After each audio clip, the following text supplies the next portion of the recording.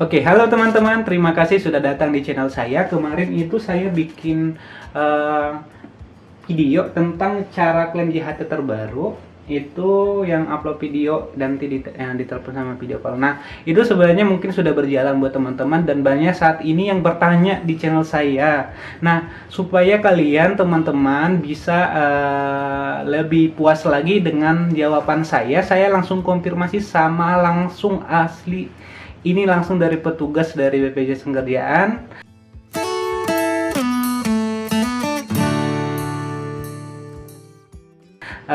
Nantinya kalian simak di video ini. Semoga video ini bisa bermanfaat buat kalian teman-teman aku.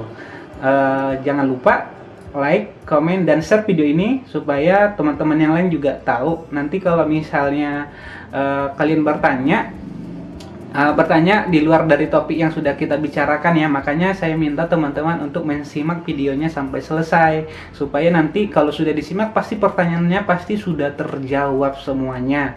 Jadi kalau misalnya ditanyain lagi, aduh aku kadang kayak ini video udah dijelasin loh, kenapa kok nanya lagi gitu kan. Makanya teman-teman simak aja videonya sampai selesai, pasti bisa menjawab seluruh pertanyaan kalian. Oke, saya telepon dulu teman aku ya, yang bagian petugasnya langsung ini, informasinya terpercaya. Bang, lagi ngapain? Nggak ada. Gini, aku mau nanya, kalau kalau yang pengajuan klaim JHT dari email, aku mau bikin konten ini bang. Nah, kamu narasumbernya ya kan? Kalian kan petugasnya, terus kalian video call sama peserta. Aku mau nanya gini, teknisnya gimana sih kalau misalnya pesertanya kan misalnya dapat antrian misalnya hari ini tanggal 14 April misalnya kan, itu biasanya berkasnya mereka harus kirim kapan ya sebaiknya? Sebaiknya sehari sebelum. Sehari sebelum tanggal antrian harus udah kirim berkas. Iya. Gitu. Kalau misalnya ini dia mengirimnya udah jauh-jauh hari dari sebelum tanggalnya, gimana jadinya? Nggak apa-apa. Yang penting format subjeknya itu benar. Format subjeknya Antrian itu online tanggal sekian, nama sama nomor KPJ. Dan tanpa spasi, disambungnya dengan strip garis bawah gitu.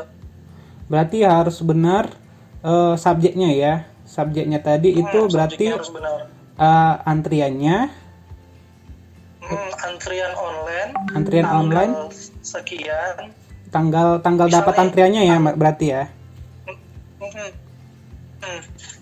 Misalnya aku cari satu. Misal antrian strip 14 April 2020 tanpa spasi, strip Muhammad spasi Mulyana, strip nomor kartu, nomor KPJ. Nomor KPJ ya.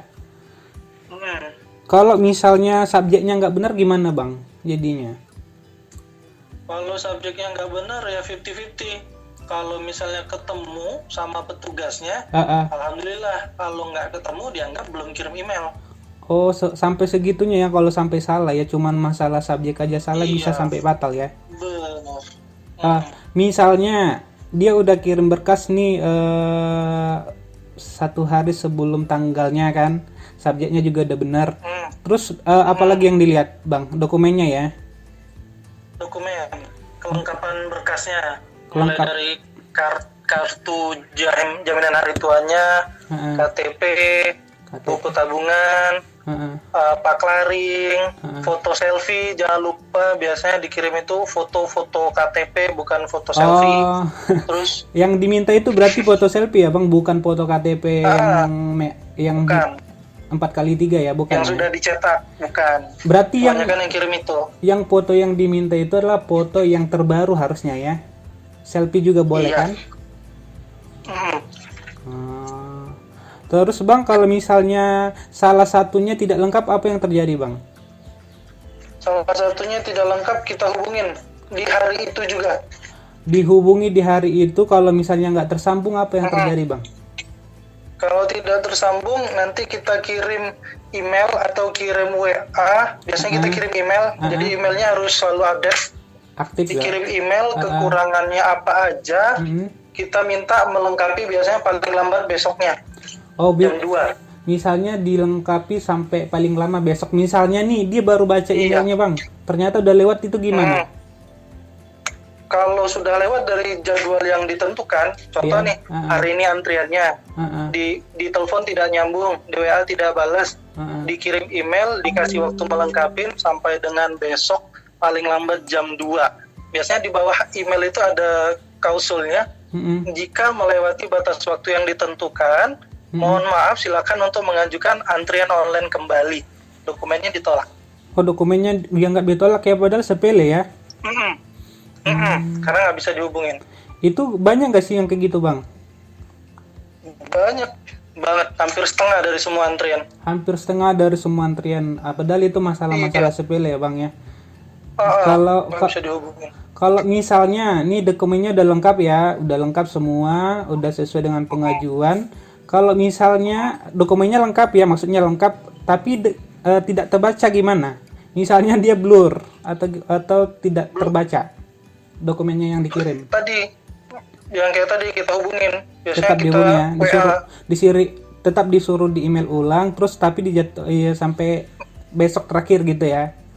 Paling lamanya besok. Gitu. Tapi dikirim dengan kualitas yang lebih bagus, biasanya kita minta bagusnya di-scan lebih bagus. Bang, bagusnya itu dipoto pakai handphone atau di-scan atau bisa pakai aplikasi cam scanner? Bagusnya di-scan, terus atau kalau tidak memungkinkan di-scan, pakai aplikasi cam scanner lebih bagus. Ya. Tapi kalau pakai cam scanner, diusahakan jangan pakai warna magic, pakainya warna natural. Jadi warna kartu keluarga itu kalau pakai cam scanner biasanya berubah jadi putih. Oh, jadi kita anggap kakak fotokopi bukan asli. Oh, jadi karena cuman pengaturannya aja salah, berarti dianggap kayak bukan scan yang asli ya? Dianggap dia scan-nya fotokopi. Oke. Berarti dari segi main scan juga harus perlu disetting, harus berwarna intinya ya? Warna natural. Warnanya natural, nggak boleh diedit-edit gitu ya, dikontrasin, dinaikin nggak usah ya? Iya. Intinya sebenarnya kalau dokumennya itu harus jelas terbaca ya? Iya, yang penting di ini aja deh, di zoom sendiri. Kalau udah di cam scanner, di zoom sendiri, kelihatan nggak kira-kira itu tulisannya kalau kita baca? Biasanya yang paling krusial itu di bagian kartu keluarga. Di kartu keluarga nggak terbaca keluarga kan ya? Tulisan kecil-kecil nih. Bang, bagus. Kalau di zoom pecah. Bagusnya Bang, filenya itu digabungkan satu dokumen atau per file masing-masing? Bagusnya sebenarnya masing-masing. Jadi kualitasnya bagus. Oh gitu. Pakai kualitas yang tinggi masing-masing. Jadi kita terima verifikasinya juga mudah. Lebih mudah. Karena kan kita kalau satu file kita susah scroll up, scroll down. Oh gitu. Berarti lebih bagus satu file. Tapi kan banyak Bang ini yang nanya sama aku di channel aku, dibilangnya gini, filenya itu lebih dari 1 MB gimana katanya. Terus aku bilang kan filenya ada 7, maksimal berarti bisa 7 megapiksel, benar nggak? Kan 7 kan, berarti satu file 1 MB berarti punya jatah 7 MB ya kan. Berarti 7 MB ya. Gitu. Makanya kemarin tuh banyak banget yang nanya, ini gimana nih filenya lebih dari segini gitu. Berarti bisa ya Bang? Banyak juga yang kirim filenya kualitas rendah 200 KB, 50 KB. Kita nggak bisa verifikasi karena tulisannya nggak kelihatan. Gitu ya. Oke. Baik, Bang, ini ada lagi pertanyaan Bang. Tadi kita anggaplah semua dokumennya udah oke, tinggal dia tunggu. Nah, dia menunggu di telepon itu kapan? Biasanya petugas dari BPJS itu ngubunginya kapan? Jadi dalam 1 hari biasanya kita dapat jatah berapa orang. Jadi tidak tentu, petugasnya verifikasi dulu, bisa nanti kalau memang sudah lengkap baru di video call, jadi tidak tentu. Jadi handphonenya harus standby dalam 1 hari itu. Oh gitu, nggak sesuai dengan jadwal yang dia dapat, Bang? Tidak, karena satu orang itu bisa makan waktu sampai 1 jam loh. Satu Buat jam verifikasi ya? dokumen, Buat verifikasi ya? dihubungin lagi, minta kelengkapan lagi, lama. Oh berarti itu yang bikin mereka harus standby ya? Karena ini banyak yang nanya, ini gimana saya nunggunya kapan? Terus kalau misalnya ada orang yang sudah ngirim dokumen, tapi dia nggak di video call sama petugas, sudah lewat, itu gimana? Harusnya gimana? Kalau seandainya prosedurnya benar, dia udah kirim email sehari sebelum antrian dia, terus subjeknya benar, tapi tidak dikonfirmasi oleh petugasnya di hari antrian dia, dia boleh konfirmasi lagi ke email itu. Dikirim lagi ulang? Jangan dikirim ulang, tapi kirim aja email pertanyaan gitu, email komplain kah, email pertanyaan. Saya antrian sekian sudah kirim email, dikirim aja foto emailnya pada hari itu, yang pada hari sebelumnya. Takutnya keselip. Bisa kemungkinan gak sih masuk spam? Ada kemungkinan masuk spam, tapi kecil. Kecil ya, biasanya petugas pasti cek ya di bagian spam ya tiap hari ya. Iya, karena kan semua emailnya pasti dibacain. Oh gitu. Oke. Terus ini lagi Bang, ada pertanyaan dari teman-teman, banyak banget nih pertanyaannya sampai aku pusing nih. Kalau misalnya dia punya paklaring 3, semuanya harus di-scan nggak paklaringnya? Iya, semuanya harus di-scan. Yang di-scan cukup, tapi yang di-scan itu cukup yang paklaring ya, yang surat keterangan, sertifikat, tidak usah yang surat untuk disnaker itu tidak usah, itu masih banyak juga yang melampirkan. Oh yang ke disnaker nggak usah ya, cukup paklaring yang ada masa kerjanya ya, dari masa kerja awal sampai akhir ya.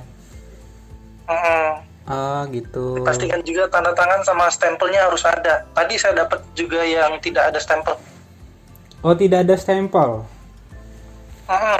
Kalau ini ada nggak sih masalah di soal yang pengisian formulir, kalau misalnya formulirnya nggak ditandatangan gimana? Kita hubungin. Tetap kita harus minta ditandatangan. Tanda tangannya harus sesuai ya dengan KTP ya. Sama persis seperti KTP. Nggak boleh beda-beda ya. Kalau misalnya nih meragukan gimana Bang? Apakah klaimnya nggak dilanjut atau gimana? Kalau meragukan kita akan konfirmasi dulu ke video call. Kalau video call ternyata wajahnya nih beda nih orang nih, antara video call, foto selfie-nya sama foto KTP-nya, kita akan hubungi ke perusahaannya, kita minta kontak tenaga kerjanya yang benar. Oh gitu. Ada nggak sih yang kayak gitu? Untuk sampai saat ini Cilengsi belum ada sih. Oh belum ada. Jujur alhamdulillah. Belum ada ya. Gitu Bang. Oke. Sampai. Kalau dia punya kartu banyak, berarti dari Bang bisa lebih dari 7 MB dong. Kalau misalnya kartunya ada 5, itu udah 5 MB. Tapi nggak mungkin ya satu kartu 5 itu. Atau kalau misalnya dia punya kartu itu satu dokumen aja di scan semua, jadi itu satu dokumen. Tidak apa-apa juga. Atau masing-masing kartu di scan, atau misalnya dia punya 5 kartu, sekalian aja di scan 5-5-nya. Nggak apa-apa, jadi dalam satu format file PDF ada 5 kartu gitu, nggak apa-apa. Tapi lebih baiknya satu-satu. Karena takutnya dalam satu file PDF kan kita buka, sekali buka kita lihat cuma ada 2, dua. Yaudah kita proses 2, akhirnya 3 kartunya tinggal kan. Karena harus kita scroll ke bawah. Berarti kalau di satu-satu, jadi kita sekali buka langsung kelihatan 5 kartu. Jadi kalau misalnya nih ada yang sisa kartunya tidak diajuin kan, misalnya kita anggap dia nggak ajuin, berarti dia harus ngulang lagi dari awal ngambil antriannya. Daftar online lagi ya. Terus itu gimana Bang kalau misalnya dia tinggalnya di Bogor tapi dia ngambil di Papua, pengajuan antrian online itu bermasalah nggak kira-kira, atau mungkin ada kesulitan nggak? Biasanya kalau yang seperti itu kantor cabang lain itu akan mengkonfirmasi ke HRD-nya.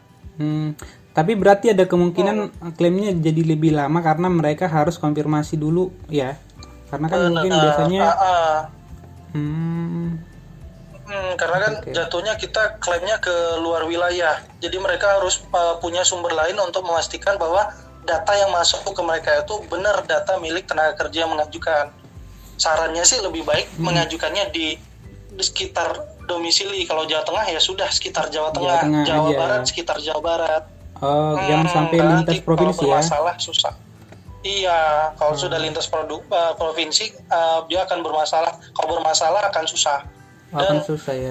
Diterimanya agak susah juga. Agak susah diterima ya. Dihubungi. Karena banyak dihubungin ke HRD-nya lagi. Satu lagi bang, ini nih misalnya petugasnya udah nelpon dan ternyata nggak diangkat atau mungkin dia nggak punya nomor yang ada WA-nya atau video call. Untuk video call gimana itu solusinya? Biasanya email. Kalau dia bisa daftar online berarti ada email kan? Iya. Jadi emailnya harus selalu aktif. Terus itu gimana cara video call-nya? Video call-nya cari handphone teman. Bisa pakai handphone orang. Bisa pakai handphone orang lain ya.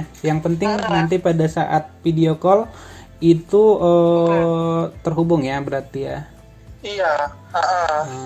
Nah biasanya kalau sudah video call nih, yang ditanyain apa aja sih Bang? Biasanya kita langsung cek semua dokumen aslinya. Terus? Jadi semua dokumen aslinya kita cek mulai dari KTP, kartu keluarga, kartu BPJS, Paklaring. Semua dokumen aslinya harus ada. Berarti pada saat di video call dia harus menunjukkan semua dokumen aslinya ya? Iya. Harus ditunjukin pada saat video call. Pantas lama Bang ya.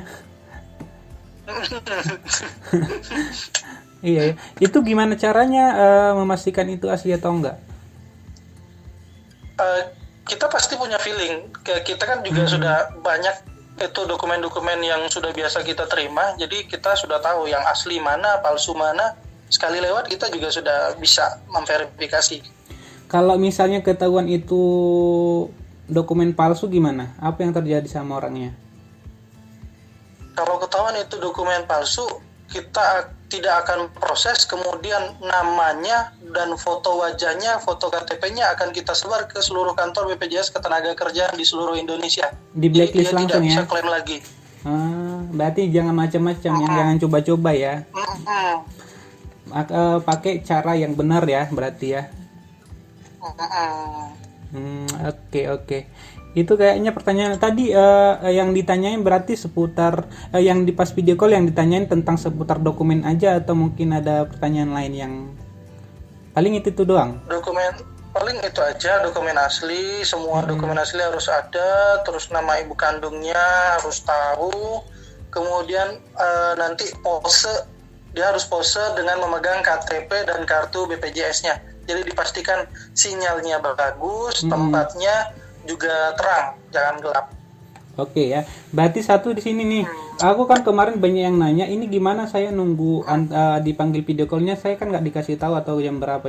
Saya bilangnya gini, sama halnya dengan ketika bapak atau ibu ngajuin klaim ke kantor cabang langsung datang, ya memang harus meluangkan waktu 1 harian untuk pengajuan. Sama dengan misalnya di antrian tanggal sekian, ya udah luangkan waktu di tanggal itu, siap-siap kawan akan ditelepon, ya kan? Iya, jadi harus selalu standby dalam 1 hari itu. Harus standby dalam 1 hari itu untuk kebutuhan klaim ya. Sebenarnya kan mereka udah lebih enak kan, tinggal di rumah aja, nggak perlu datang ke kantor, tinggal nunggu video call kan. Seharusnya nggak ribet ya. Saya kok masih banyak bilangnya ribet ya, kita jadi bingung nih.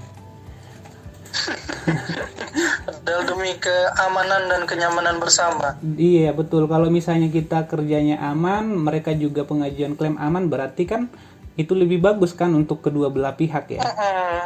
Iya, kita kerja aman, nyaman, mereka juga tidak perlu datang ke kantor, tidak mengurangi resiko tertular. Gitu ya. Itu yang mungkin harus dikasih tahu, diedukasi sama mereka ya. Terus ada lagi nggak Bang yang mungkin selama ini kendala dari pengajuan klaim yang sudah terjadi beberapa minggu terakhir? Kan sekarang konsepnya udah beda ya, dari rumah ya sekarang. Ada lagi nggak? Satu lagi bagian formulir. Formulir itu kadang-kadang masih ada juga yang dikosongin. Padahal seharusnya semua yang ada di bagian formulir itu harus diisi. Contohnya yang bagian 5C kalau tidak salah, bagian nomor peserta itu masih kosong, masih sering ditemukan kosong. Berarti kalau misalnya punya 3 kartu, tiga-tiganya nomornya diisi? Iya, 3 nomor kartunya diisi. Nama perusahaannya diisi nggak, Bang? Yang mana? Nama perusahaannya diisi nggak, Bang? Diisi yang bagian 5F, yang dalam kolom. Kalau misal kerja 3 perusahaan, 3 perusahaan ditulis di situ. Masuk kapan, keluar kapan, nama perusahaan sama alamatnya. Kalau misalnya memang dia di situ ada yang nulis nama pemberi kerjanya itu nama biasanya. Nama orang yang memasukkan dia kerja. Bukan itu ya. Ditulis nama perusahaan ya. Nama perusahaannya. Bukan nama yang kasih kerja. Iya betul juga ya. Oke. Mungkin itu aja, Bang. Ada lagi nggak, Bang, yang mungkin kendala selama ini? Kayaknya tadi dari semua pertanyaan tadi udah mewakilin unek-unek kita ya sebagai petugas penerima klaimnya. Yang penting dokumennya dikirim kualitasnya bagus. Kualitasnya yang pertama harus bagus. Nomor WA. Dipastikan nomor WA-nya ada dan aktif ya. Kemudian kalau misalnya nggak ada WA, mungkin bisa pakai saudara ya. Tapi waktu di email dibikin catatan di situ. Dibikin catatan waktu email. Nomor WA di nomor ini. Kan ada isi emailnya di situ. Bisa diisi. Tinggal tergantung dia ya. Kalau misalnya dokumennya tadi harus jelas ya, Bang. Harus jelas terbaca tidak semua. Tidak boleh blur, tidak boleh buram, tidak boleh pecah, kualitasnya harus bagus. Sebenarnya kalau misalnya pengajuannya biar lancar, berarti memang harus melakukannya dengan baik ya. Semua prosedurnya diikuti dengan baik, jangan bikin kualitas yang jelek dikirimnya, kan itu mempersulit dia juga ya. Nah, satu lagi nih, Bang, aku lupa tadi. Itu antriannya kadang pas dikirim katanya antrian sedang dalam proses antrian emailnya. Itu emang kenapa? Itu pengaruh karena padatnya email atau dari sinyal? Itu padatnya email biasanya. Terlalu padat sedang menunggu antrian. Iya, karena kan antrian kita bukan cuma 10 orang dalam satu hari. Iya ya. Bisa jadi 100 orang lagi ngirim email pada waktu bersamaan. Berarti kalau kayak gitu harusnya ditunggu aja ya sampai terkirim benar ya. Iya. Nah, kalau dia merasa udah ngirim kayak gitu, udah dikirim terus ternyata dia lupa itu udah terkirim atau enggak, cara ngetahuinya kalau itu udah terkirim dari mana? Dicek aja di bagian folder terkirim. Folder terkirim ya. Kalau masuk harusnya di folder terkirim di email berarti terkirim sukses. Kalau masuknya ke kotak keluar berarti gagal. Betul.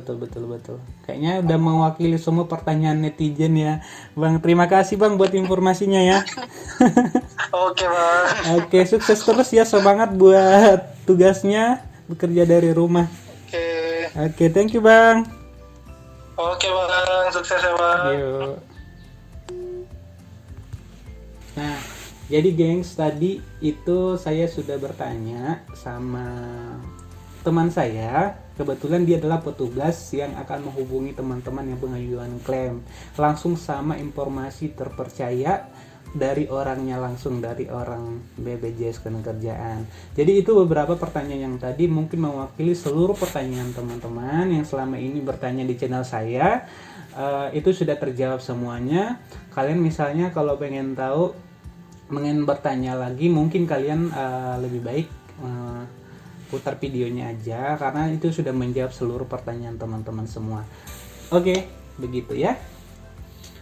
Kalau misalnya ada pertanyaan yang di luar dari yang sudah kita bicarakan tadi, kalian masih bisa komen di kolom komentar. Nanti saya bisa bantu jawab, atau mungkin saya konfirmasi langsung sama petugas dari BPJS Ketenagakerjaan gitu, gengs. Jadi mungkin itu saja untuk informasinya. Semoga video ini bisa bermanfaat buat teman-teman semua yang mengajukan klaim JHT. Kita berharap kalian bisa mengajukan klaim dengan tenang, nyaman, dan simpel dari rumah masing-masing tanpa harus datang-datang lagi kantor cabang gitu ya. Sekian channel YouTube saya hari ini. Sekian video pembahasan tentang antrian online atau pengajuan klaim online selama periode pandemi COVID-19. Semoga video ini bisa bermanfaat buat kalian. Terima kasih.